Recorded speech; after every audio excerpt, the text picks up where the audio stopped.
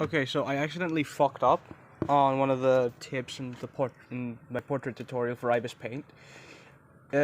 Glow is using the glow feature actually makes it super unfucking usable. Let me just get a different portrait here real quick. Let's take a Kirill here. What I accidentally did was that you could use glow.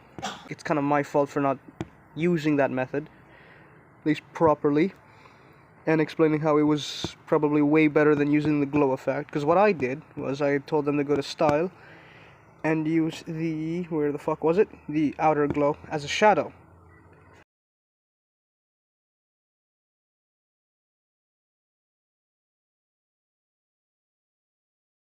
Now, sadly, this doesn't work unless it was really small, and usually I don't know why people don't change the effect and style.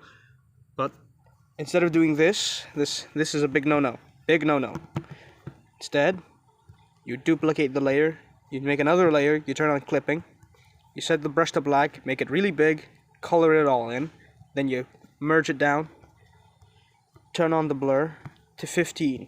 You have a softer shadow, much better, and it doesn't look too intense, and it would certainly go for most styles. Just a simple update that I wanted to catch up on, since people apparently have been struggling.